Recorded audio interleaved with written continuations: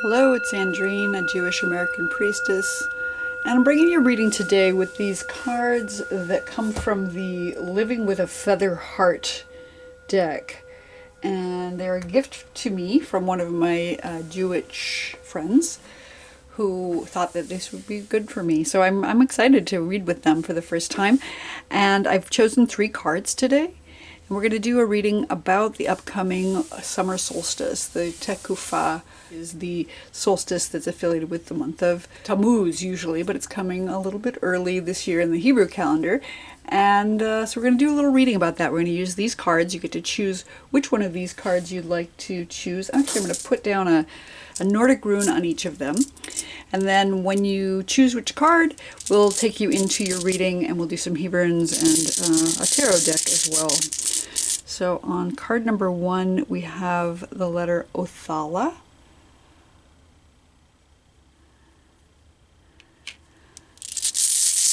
Card number 2, we have the letter Raidho.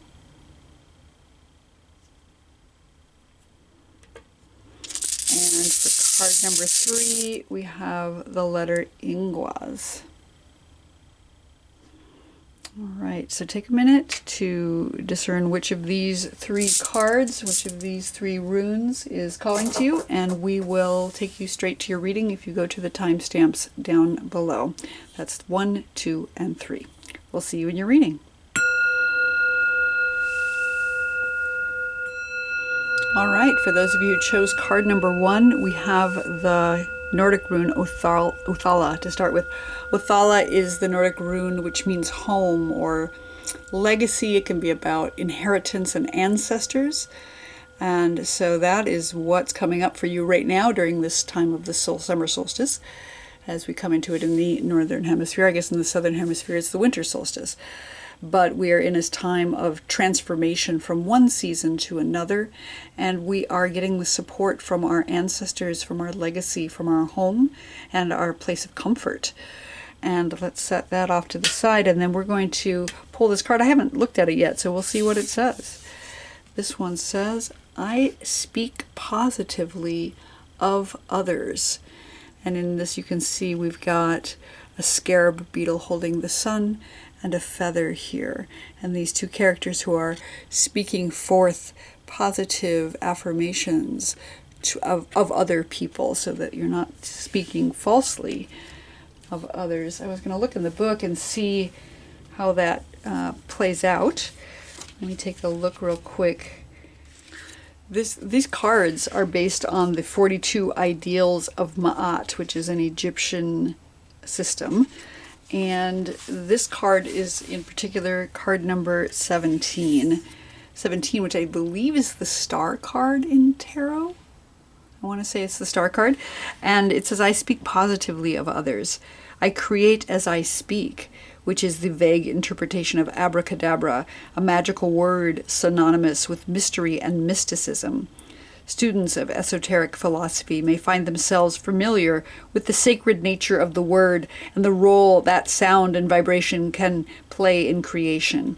So it's about speaking positively of others and not spreading gossip, not saying things that are negative between yourself and others. Your projection is a reflection of your own spirit. So as you speak of others, and maybe particularly of your ancestors here, since we have the Othala Nordic rune, that seems to be up right now, to speak positively of others, maybe particularly those who came before you right now as we move into the solstice. Let's pull out a tarot deck as well. I'd like to pull it from my bowl. I have a bowl of all the decks, and it may be an oracle deck, it may be a tarot deck, I'm not sure. I have them all written down on slips of paper. So we're going to pull one and see what comes up. I've got a couple here. Oh, they're really nested in each other. I'm going to go with the one that my right hand is on.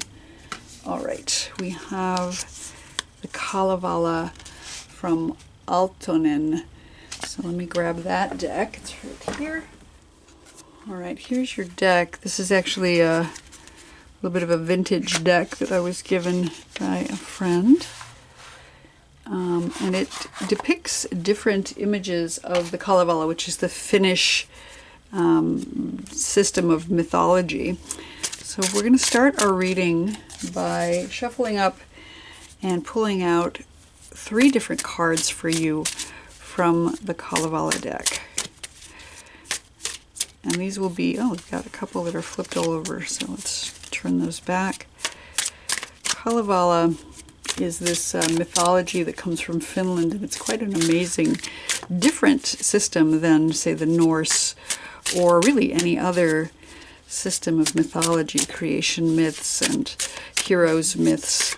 And we're going to take out 3 cards today for you. Let's see what we have. Here's number 2. And here is number 3 coming to us. All right, let's take a look here. So we have the star. Interesting. Okay, so it is the number 17. So that's really fascinating to me that we have the number 17 card here, which I said is the star card in the tarot, and then we get the star card here. Another woman who is depicted pouring water both onto the land and onto the water itself, and there are stars up above her head. You can see the Ursa Major, Big Dipper, and then the North Star above her head. And a birch tree, which is a representative of birth and new beginnings coming in. Mariata is the star in this deck. And Mariata represents the mother of basically the Christ child in the Norse mythology, in the Finnish mythology of the Kalevala. She is the one who was a virgin mother, like goes the myth. And you know, that story came very late in the Kalevala. It's like sort of the ending where Christianity took over from the ancient stories. So, but here she is, the star. She's the one who bears the water on both water and land, and she is the one who bears the child. She's that virgin goddess, basically, who bears the child and brings hope to the world when all is dark. And speaks, I guess she speaks positively of others. Mariata, also known as Mary or Maria, so many different names. And mar, which means ocean or sea, is all about the water. So she's also sort of a sea goddess that comes, and she's bearing water. Again, she looks like she's bearing milk and water in this case. So she fertilizes the land with milk, and she pours the water into the water where she has 1 foot on land, straddling that space between 2 worlds. So fascinating that we have the star here twice, basically 17 card and the 17 card. Let's see what the center of the month has. 5 of dishes. So this is basically the 5 of cups in regular tarot. And the 5 of cups, these are all spilled, you'll see. Got different size cups here, but they're all spilled all over the table. There's a little bit of pain and misery here. Oftentimes in the 5 of cups you have at least 2 cups that are not spilled, but this one has all the cups spilled onto the table. So there's some distress that is here in the center of the reading. And I think that's accurate because the summer is traditionally a time where there's the beauty of the heat, and we often celebrate it as a time of being on vacation and such. But in the ancient times, there was this always a danger that there's going to be something that, you know, wipes out our crops, or my door just opened all by itself, so I'm just like watching over there. Okay, my door is opening and letting something in. There oftentimes in the summer comes this excessive heat, which can really damage crops or kill animals that are in our livestock. So this 5 of dishes being, again, emotions, water being spilled out. Something is challenging at this time of year. It's the time of year in the Jewish calendar where we celebrate the destruction of the temple during the summer. So it's also said to be the time where Moses struck the rock and crashed his hopes of getting into the promised land and more water come pouring out, but he was supposed to speak to the rock, not strike it. So speaking positively of others, speaking positively of our ancestors who came before us, if we don't do that, we may spill some water. We may spill some water intentionally. We may spill some water, that's emotions, unintentionally as well, and it may cause some sorrow. So I see both the positive hope of things being nourished with water, but also the possibility of some sort of spillage that's coming around emotions. Let's pull out third card. We have the Magician, Ilmarinen. Okay, Ilmarinen is the card number 1. It's the Magician, of course. And the Magician is the one who has all the tools. Ilmarinen in Finnish mythology is the smith. He's the one who can manufacture anything out of anything. So he is basically the magician in that tradition. And here he is at work with his anvil, fashioning whatever it is he needs to fashion. He has the infinity symbol above his head, you can see, and he was the one who said to have made the sampo, which was this mill that could make grain, and it could make money, and it could make all kinds of wonderful things, and it was given as a gift to Lohi. So much going on in this card, with the magician making all the things out of whatever materials. He was able to fashion pretty much anything out of anything. And you can see he's got a snake around his waist as a belt as well. So that snake, which represents the transformation, and the goddess herself, who is transformed and represented by snake in many mythologies. So it's a really interesting reading so far. Hope, a little bit of sorrow in the center here, and again, coming out with all the tools you need to move forward. Let's pull out some Hebrunes as well.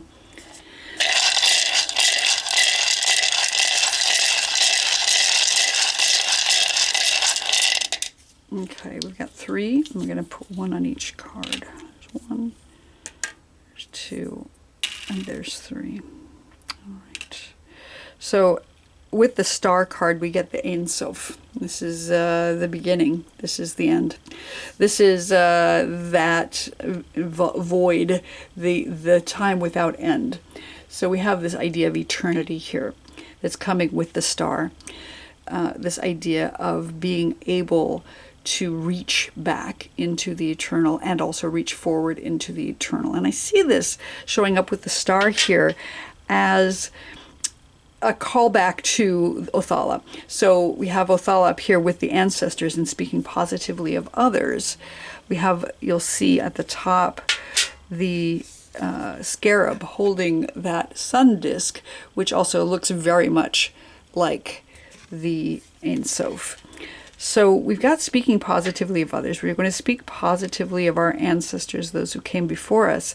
And through that, we're going to have the hope of reaching back into the eternal, reaching forward into the eternal, and calling on the ancestors to give us some assistance in the form of the star, of the Marjata. For me, my ancestors come from Finland, so this is very potent for me to being able to speak positively of others, even when damage has been done, usually by damaged people, so that we can reach back into the past and repair what we can in this field of the eternal. We have the stars that we can reach up toward and know that we're being nourished emotionally by the water, and that water is nourishing the trees, which then grow and bloom again more stars. It looks like that tree is actually birthing the stars. So I love that with the Ein Sof. In the center, when we have this 5 of dishes with the sorrow that's coming along, we have the Yud, and the Yud is the letter that begins the name of the divine, the Yud He Vav He. It is a seed, a sperm, something that's being planted. So we have blank earth here, and then the seed comes in and is planted, even in the midst of sorrow, even when things are looking like they're spilled out all over the table. The seed is still here. Something is transforming and starting to be planted. It's the letter that also means yod, which is hand. So maybe that planting needs to be done by you.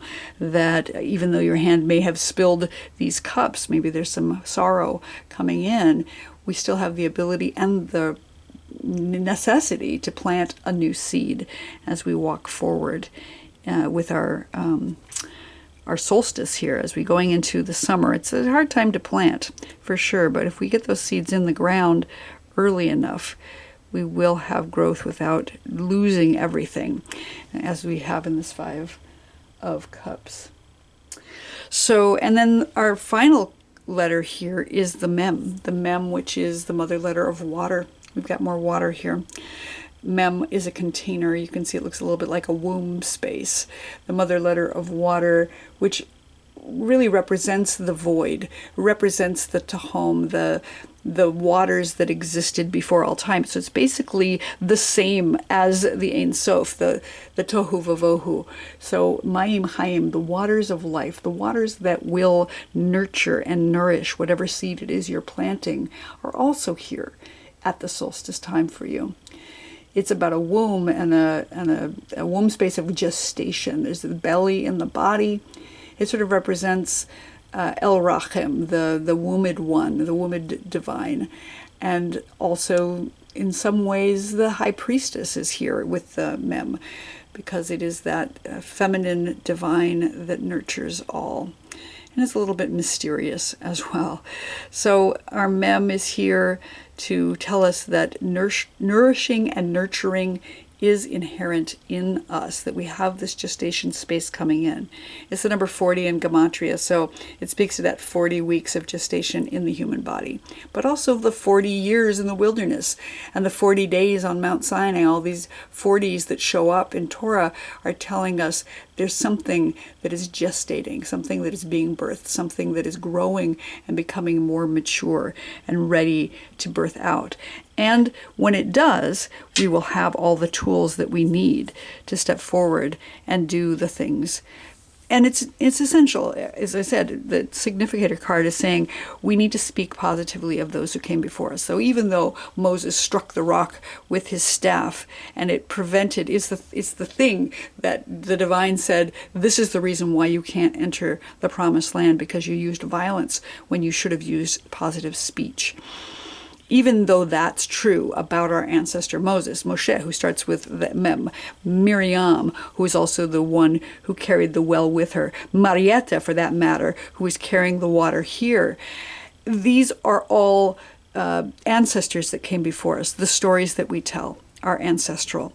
And we need to tell the truth about them, but also speak positively about how, even though there's been sorrow, even though there's been challenges, even though people make mistakes, even though a lot of bad has been done in the name of various ancestors that have come before us, we can still harness that and say, yes, and there has been damage that's been done, and yet a seed has been planted.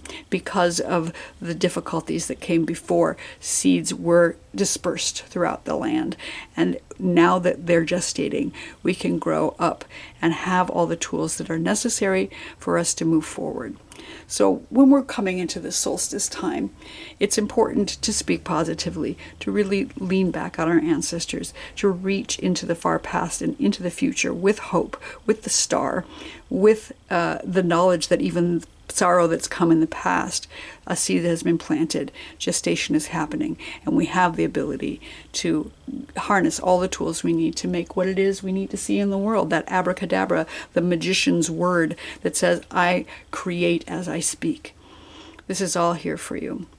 So for those of you who chose this card, the I speak positively of others, and the Othala rune saying, trust in the legacy of our ancestors and you will receive your inheritance from it.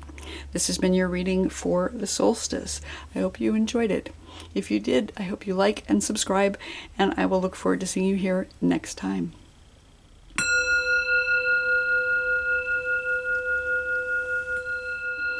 Hello, card number 2. Those of you who chose the Raidho rune.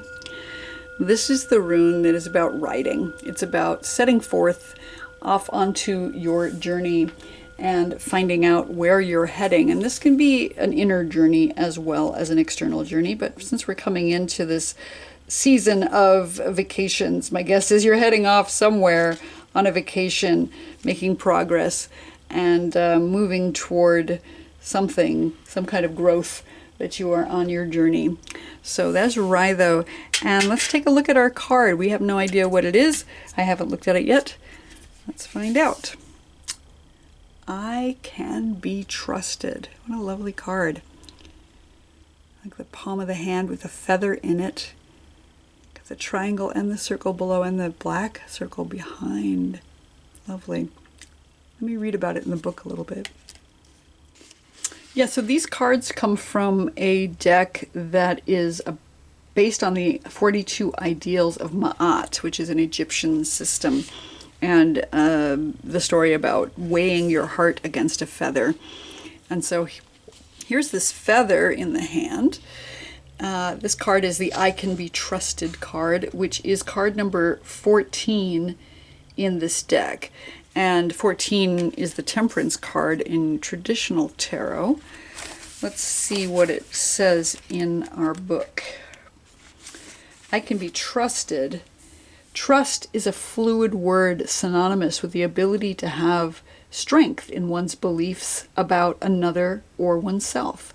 At the same time, it is also tied to law, as trust can also be applied to a legal agreement, where one becomes a custodian to protect valued assets for the sole benefit of another. It means staying aligned with your core values, that your soul is not measured in gold, but by that feather of Ma'at, where you are weighing against your heart to see if your heart is as light as a feather. And because it is, as I said, the 14 Temperance, which is about balancing out things. It's about moderation. It's about managing things and making sure that you are staying balanced in your life. And so I love that we've got the feather here and sort of that, you can see that fulcrum here with the triangle at the bottom saying we are balancing. We are trying to make sure that our hearts are light and that we are balancing appropriately all that comes in this time. And Raidho, as we move forward, we are moving forward with balance and trustworthiness. Let's pull out a deck of tarot cards or oracle cards from my bowl, and we'll pull out some cards from that as well to give us further information. And there's your deck, and we have the Tarocchi Rider-Waite-Smith that I got in Italy, and that's right here next to me. So let me pull out this deck. We'll shuffle them up. We'll pull out 3 cards and see what additionally is coming in terms of messages for you from this summer solstice, this, I should say, June solstice. Oop, there's 1, 2. Let's do 1 more card, please, for the I Can Be Trusted group.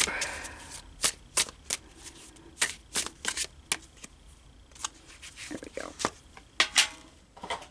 Okay, let's see what our cards say today.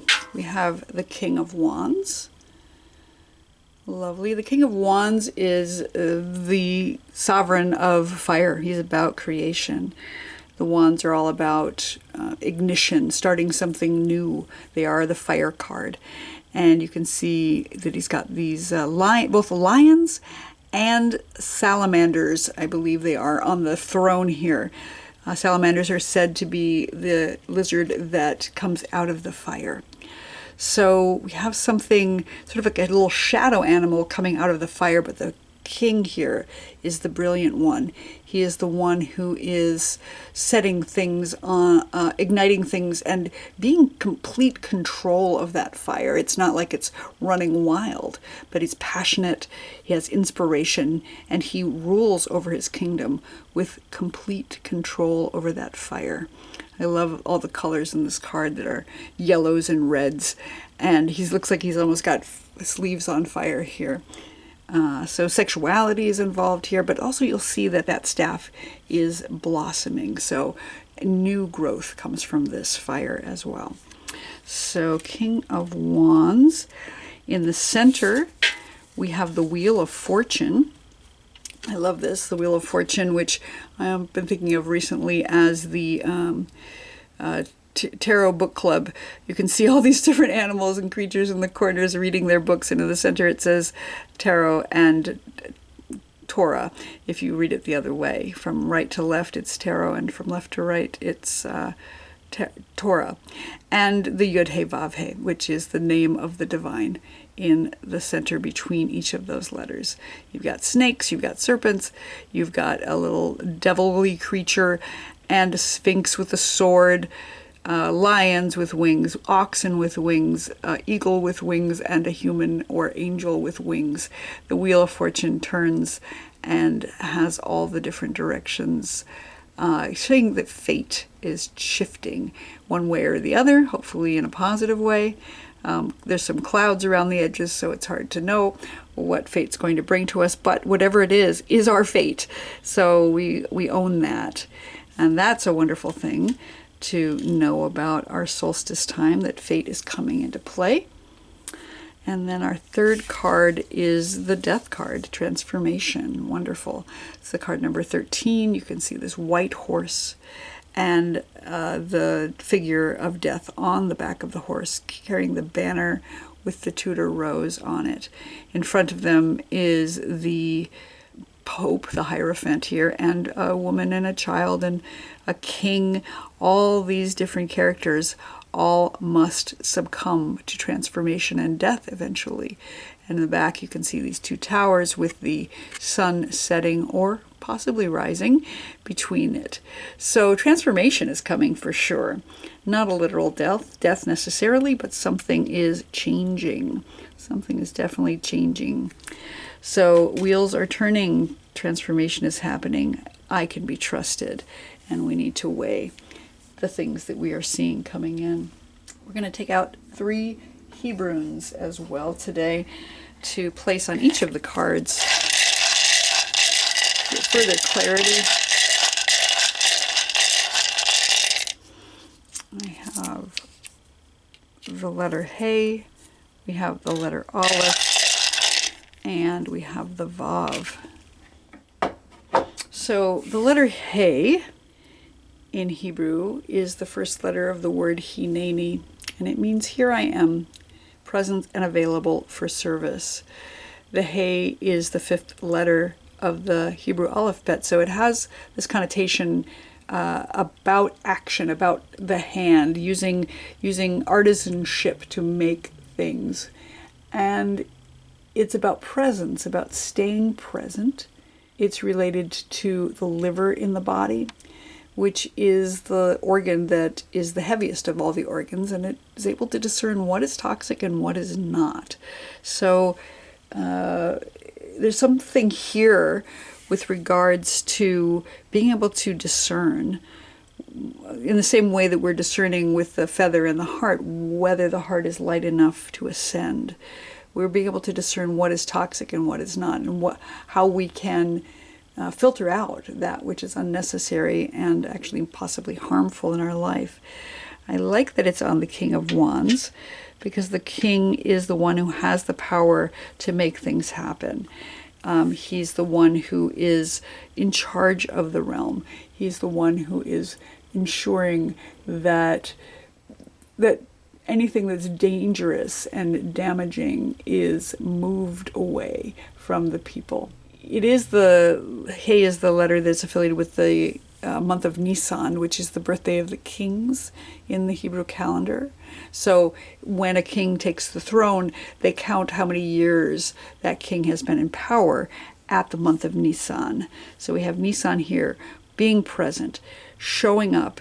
It's also the sign of Aries in astrology. So the head of the year, the new year, the ram that is taking charge of starting the new year. having will and the power to move forward in the way of a fire, in the way of the wands, in the way of the King of the Wands. Being protected, discerning, being in charge of your situation, knowing what to do, knowing what is healthy and what is not healthy, using the hand to do what you need to do with those 5 fingers, making things, artisanship, using the fiery wands, using that inspiration to create as you need to. In the center, we have the letter Aleph. This is the first letter of the alphabet. It is the number 1, and it represents that balance. You can see it looks a little bit like a scales with that center point here. The letter Vav above, and letter Vav in the center, Yud above and Yud below, balancing heaven and earth, balancing what is above and what is below, what is divine and what is human, in the same way that that feather and heart are balanced with the temperance, with the scales. So when we're in this wheel of fortune, we have to balance. We have to know what is light and what is heavy. What can we release and what do we carry forward as we're coming into fate? And the number 10, that X at the top of the card, is the Roman numeral for 10. It looks very much like the X of the Aleph. It's a crossroads. It's a place where we come together.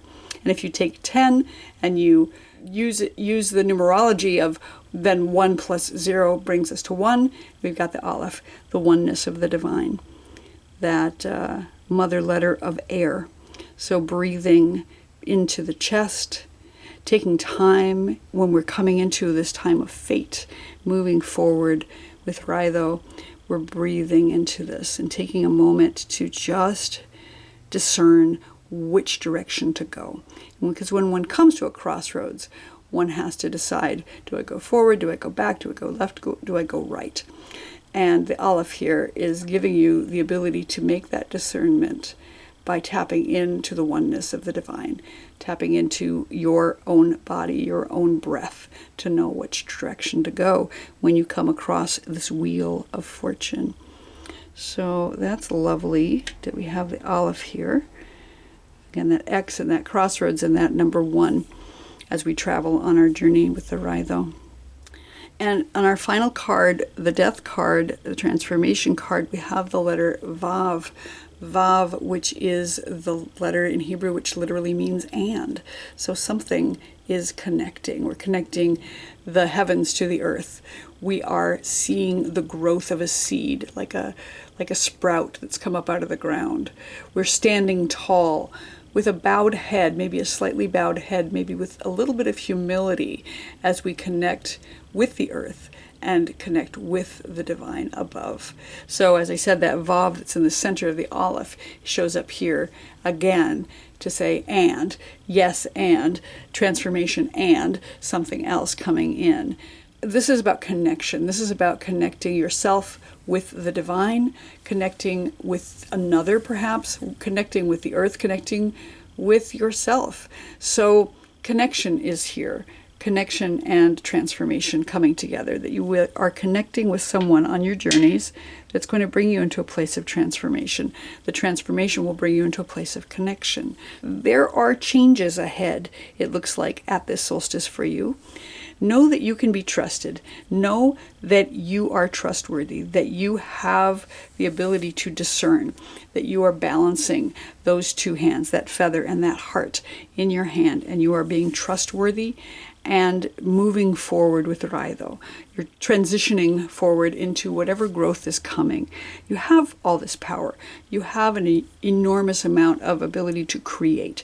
If you are present, if you can remain patient, then you'll come into a place of fate, transformation, a crossroads where you need to decide what direction you're going to go on your path, knowing that balance is necessary, that you balance above and below, that you're going to find your way if you can sit in patience, if you can sit with your presence to say, here I am, I'm showing up for the divine, and the divine will guide me when I get to this crossroads, listening to the Torah, possibly listening to the tarot, whatever the case may be. You're reading your book, you're cutting through with your sharp sword, you are following the serpent and remaining light here. You're levitating into the sky. And even though there may be clouds around, if you can sit with presence, again, Hineni, I am showing up, breathing into it, you'll know what direction to go. You can listen to your inner self. You can be trusted. You can trust yourself, I think, is the message here. When transformation comes, and transformation will come, it may feel like a death. It may feel like a birth. We don't know. Something is changing, but it will come with connection. Something about this transformation will bring you into a place of connection, perhaps better connection with yourself, knowing that you can trust yourself. I love that this feather looks like the Vav here. It's like they're facing each other, these two feathers, that you're going to be connected, that you will find your way, that you will find yourself in this, that you'll be connected to the divine and possibly even connected to another. But that's not the important piece. The important piece is the traveling. The important piece is the balancing. The important piece is the connecting through transformation, knowing which way to go, listening to your breath, listening to yourself, and showing up, knowing your power is here. That wand is also a Vav. You can see this is showing up in so many ways. You've got the wand, you've got the sword, you've got the flag post even in the death card, and the feather. Connection is all here. It's all really important. You can be trusted. Trust yourself. You know the right way. So for those of you who chose this pile with the I Can Be Trusted card and the Raidho, this has been your reading for the solstice of this June. I hope you enjoyed it. If you did, please do like and subscribe, and we'll look forward to seeing you here next time.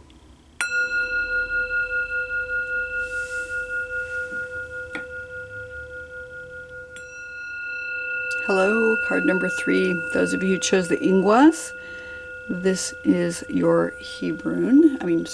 This is your Nordic rune. Ingwaz is the god Ing, who is also known as Frey. Frey is the fertility god. So it's all about creation. This is about a seed. This is a seed being planted using the tools that you have to make what you can with what you have. Ingwaz is your rune today. So something creative is coming. Some seed is being planted, and you're in the midst of creating something new. And I love this for you. I don't know what the card is going to be. Let's check it out. I haven't looked at any of these cards yet, so let's see. It says, I honor animals with reverence. Nice.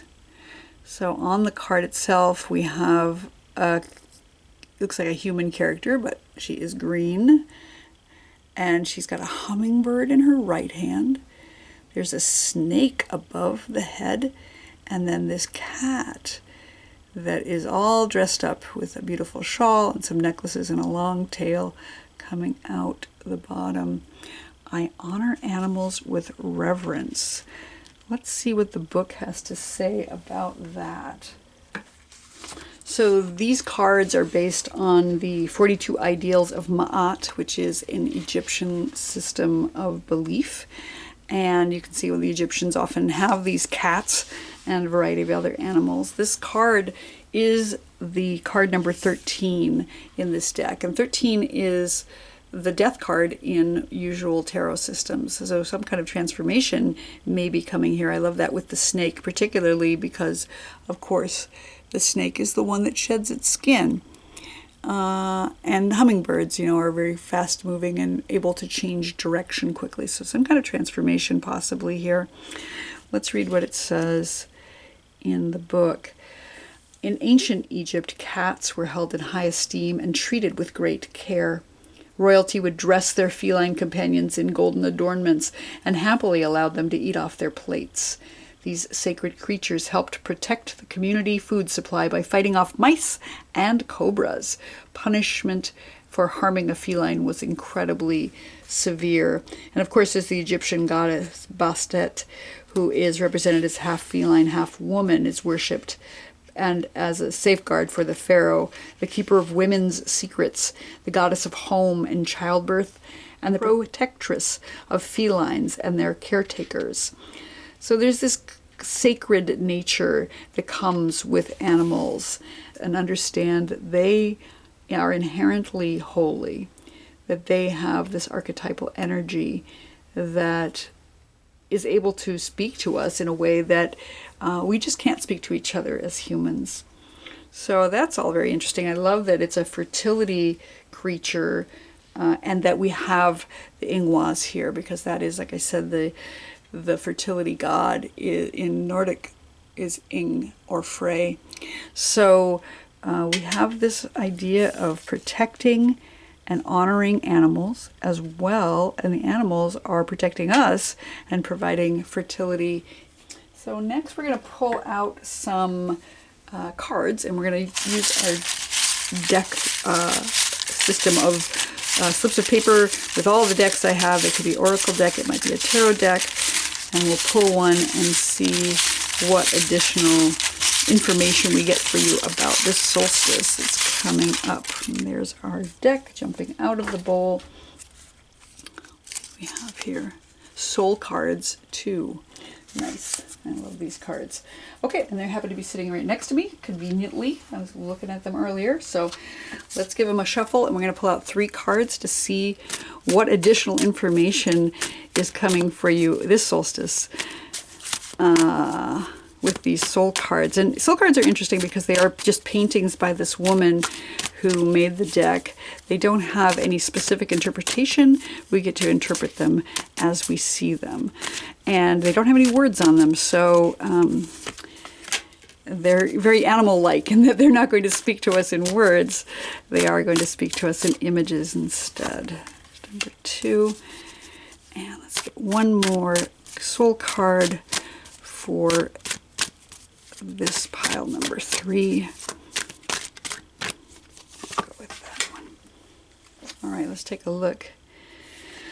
We have this card, which I love. It looks a little bit like a I think of it as a Madonna, mother-like character who is holding the sun and or moon in their heart, looking with compassion down onto the landscape of the mountains below. Maybe also looking through the crevasse in a mountain. It almost looks like a picture within a picture. So that is the first card. Our second card is the bird woman. And she's got this beautiful bird in her heart and a beaked face herself. It reminds me very much of an Egyptian god. And then the third card is this card. And this card keeps coming up. I think it goes like this. It's almost like a child. So interesting. I've had these 2 cards come up a couple times today. I love that. Okay, so the way I'm seeing this is we have the necessity to tap into our heart, the light within ourselves, that indwelling presence, maybe the Shekhinah, the divine indwelling, to shine a light of compassion onto, all that exists on the earth. And in this case, because we're speaking of honoring animals with reverence, to particularly have reverence and compassion for the animals that exist on this planet right now, including ourselves. I guess we are animals too, so let's keep that in mind. And in the center, we have the bird woman. And I love this because she's not only a bird with a beak on her face, but she's got a bird in her heart too. So we have the heart here twice, where this heart is flying. It's coming up out of her chest, but you can see that she has that sacred womb space as a spiral in her belly, and these breasts that are heavy with sustenance for feeding, for nourishing. I'm a person who feeds the birds in my neighborhood, so I've been feeding birds. I've been feeding the crows and the jays and the other wild birds that come into my yard. So having a respect and reverence for those birds and taking care of them, nourishing them with ourselves, and understanding again that we are also animals, and these gods that show up with as half animal, half human, are showing us that we have those aspects within us. So the ability to fly, which can be daunting because we do not as humans have inherent ability to fly. but we have it within our hearts. We have the ability in our hearts to fly. And I see that behind that solar lunar picture behind the head of this as well. And I'm seeing it also in this picture behind the woman and the cat, who are both, and there's a bird again in this picture too. So we have the hummingbird, we have what looks like a crow, or maybe even rondini, which is, they're not starlings, they're swifts or swallows that have that split tail, and the bird-faced woman here. So birds everywhere, and the moon and the sun everywhere. It's indistinct. Is it the moon? Is it the sun? Is it the moon reflecting the sun? Is it the sun reflecting the moon, the sun being hidden by the moon? I don't know, but it's all here, that solar fire, that sky lights that are coming in the form, in the darkness. And it's interesting because each of these cards, there's some cards that are quite bright in this deck. These cards all have a sort of certain darkness to them, as does this one with the black, and then that sun and or moon behind. And then our third card here is this person lying back and reaching up. They've got their eyes closed, but they're sort of in this daydreaming state, relaxing, resting, taking the time to just lie back and enjoy. And it almost looks like butterflies above them. I'll show you. It looks a little bit like butterflies. I can see that there's leaf prints here, but to me it always strikes me as either flowers or butterflies that are above them on. And this red, which, I mean, it could look like blood, but I have a child in my life who has been in the midst of picking thimbleberries, and he just gets covered with them. So it feels like to me like berry juice. Just a child who has been out in nature in the summer picking the berries and just enjoying them and becoming so full of them that he's almost drunken with this joy of eating all of the thimbleberries in the area. So I love this this image of just relaxation and rest, that if we're honoring the animals with reverence, if we're taking care to have compassion and really feel the sun or moon in our heart, that transformation piece, feeling the birds within us, feeling our hearts be light and flying up, then we will find our place of peace and relaxation and satiation. I love that also that bird in the heart here, and that idea of that light heart, because the whole story of Ma'at is that balancing of the heart against a feather in the Egyptian paradigm, that we have to have a heart that is light enough that it doesn't weigh heavier than a feather, so that we can transform into this next iteration, whatever it might be. And then finally, we're going to pull out some Hebrunes today to give one to each of these cards and some further clarification about them.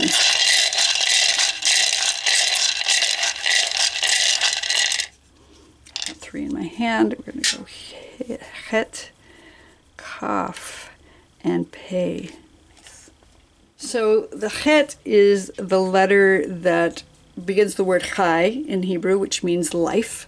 So it is all about tapping into life, but it's also the first letter of the word Choshek, which means darkness. And so it's got that balancing factor of life and darkness, or knowing that darkness is a part of life and not being afraid or ashamed when darkness shows up.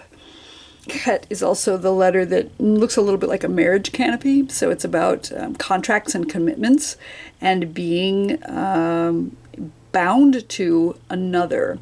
So I think about this as corresponding to the devil card in tarot, because it is all about being bound to something. And it doesn't necessarily have to be a bad thing. I mean, you could have relationships that are heavy or dark, but in fact, it's just making a contract, just making a commitment to something. And we have this honor animals with reverence. So we're making a commitment here to life, and to honoring the darkness, and to caring for those who need care. As we're coming into this solstice time, we have the idea of the longest day and the shortest night. And we're coming into the solstice with the Het, with the honoring of the darkness, that we are that short night and long day in the northern hemisphere. In the southern hemisphere, maybe you've got the very long night and the very short day. But whatever it is, we're honoring that darkness. We are not ignoring it. We are welcoming it in and knowing that even though it may seem dark, or maybe that contract may feel heavy, that we have compassion, that we have compassion for ourselves, that we have compassion for each other, and that we honor our commitments that we've made. We don't just toss away a thing when we are done with it, but we take the time to walk it through. And we have the letter Kaf here on the Bird Woman card, and Kaf is the palm of a hand. So it's also about exchange. It's about giving and receiving, giving what we can and receiving what we should. And it's also can be about, it's the letter that begins the word koach, which means power. So it can be about strength or power over someone or something. Or keter, which means crown. So again, sovereignty of some kind. It can be seen as something that's oppressive, but it also can be seen as something that's lifting up or sheltering over. It's the letter that represents the sun in the sky or rules over the sun in the sky. So it can be about shading something from the sun, giving it shelter. And I think about that in terms of like animal shelter, right? So we're giving animals shelter, we're giving them water, we're making sure that we honor our contracts and commitments with any animals with whom we have made contracts and commitments, that we are lifting up and helping out in giving and receiving in whatever way we are called to do that is safe for us. And making sure that everything has shelter from the sun in this summertime as we come into the solstice. So Kaf is here reminding us to take the time to reach out a hand when we need to, when we're called to. And again, to shelter. It's like the hand of the Shekhinah, the indwelling presence of the divine, sheltering over us as we are going out into the sun as well. As we are sheltered by the divine, we also in turn honor with reverence those that we need to shelter. And our final letter is the letter Pe. And the letter Pe is the mouth. It's about speaking. It's the mouth of the divine speaking creation to existence. So it's about creation as well. And it's a spiral. You can see that it looks like a spiral, spiraling in and spiraling out. It is the number 80 in Gematria. So it has this sense of the infinite, as well as the infinite times 10. So it's an ultimate manifestation of the infinite, and that infinite spiral of time and space as the creation of the divine spirals out continually into whatever is coming next. So speaking what we need to say, speaking creatively and making sure that our words are honored. If you were at all drawn to card number 1, you might want to go back and watch that. The letter Pe is about speaking, the divine speaking into a space of infinity, feeling that vastness that comes with the infinite, about creating what we'd like to see in the world through our speech, by speaking blessings rather than curses, and making sure that our words are beautiful and not ugly. And just leaning into the vastness of time, that we have the space and time to rest right now. And create, like I said, creation with Ingwaz, bringing us back to that creative god of Frey, the fertility god. So create with speech. If we're not people who have children of our own or have chosen not to, or maybe our children are grown and gone, maybe it's time to take some animal friends in to shelter them, to create what we'd like to see in the world through speech, and giving ourselves the time to just lay back, relax, enjoy, honoring the animals of the nature, wildlife, and also those that we have taken into our homes for sheltering. Yeah, so for those of you who chose this card about honoring animals with reverence, remember to be kind, to be compassionate, to create what you'd like to see in the world, and to shelter your inner animal self, your inner nature. Know that transformation is here, and that you have the ability to relax and rest, really lean into the infinite as you come into this solstice time. So thank you for watching. I hope you enjoyed this. If you did, please like and subscribe, and I will see you here next time.